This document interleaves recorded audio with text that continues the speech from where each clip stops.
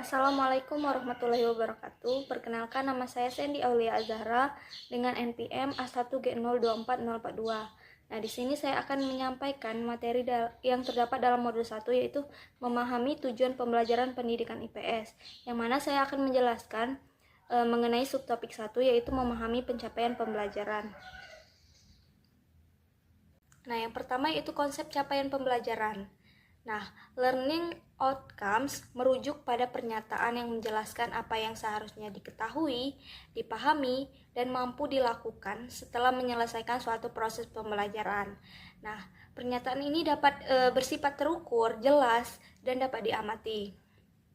Selanjutnya yaitu pemahaman terhadap learning outcomes tidak hanya akan menjadi subjek pembelajaran, tetapi akan menjadi perancang dan pelaksana pembelajaran untuk siswa. Oleh karena itu, memahami bagaimana menyusun, membaca, dan mengevaluasi learning outcomes akan membantu seorang guru supaya reflektif, adaptif, dan berorientasi pada hasil belajar siswa. Selanjutnya yaitu fungsi learning outcomes, atau yang disingkat dengan LO. Nah, LO ini berfungsi sebagai kompas belajar, memberi arah yang jelas, membantu mahasiswa menata strategi belajar, sekaligus menjadi dasar konstruksi pengajaran dan penilaian terhadap hasil belajar siswa. Nah, selanjutnya yaitu kompetensi dalam capaian pembelajaran mata kuliah IPS. Nah, capaian pembelajaran mata kuliah diarahkan pada pengembangan kompetensi sebagai calon guru IPS yang mencakup 3 aspek utama, yaitu yang pertama pengetahuan, keterampilan, dan sikap. Nah, pengembangan kompetensi ini bertujuan untuk membentuk calon pendidik yang mampu memahami secara mendalam materi IPS, menguasai strategi pembelajaran yang efektif, serta menunjukkan sikap profesional dalam praktik pendidikan. 5 standar utama kompetensi guru IPS menurut NCSS 2018. Nah, yang pertama yaitu content knowledge, yaitu penguasaan konsep, fakta, dan alat analisis dari disiplin ilmu sosial seperti sejarah, geografi, ekonomi, sosiologi, dan ilmu politik.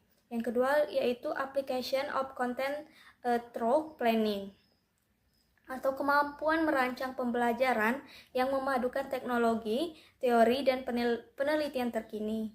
Yang ketiga yaitu design and implementation of instruction and assessment, yaitu keterampilan dalam menyusun strategi pembelajaran aktif dan pelaksanaan asesmen autentik.